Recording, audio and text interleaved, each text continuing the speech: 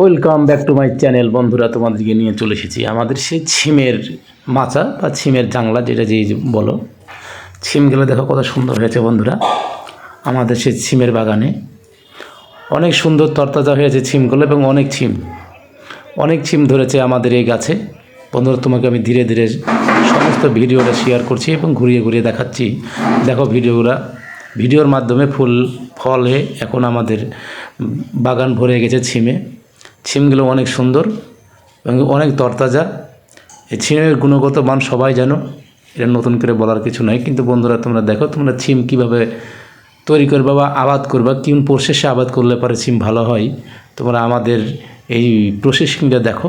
আমরা কত সুন্দর করে জাংলা দিয়েছি, তার উপরে ছিমের গাছগুলো উঠালছি, তোমরা মাঝে শেয়ার করছি। দেখো কত সুন্দর ফুল ফুটেছে, এবং ছিমের যে কারুকার্য সেগুলো আমরা নিজেই তৈরি করেছি।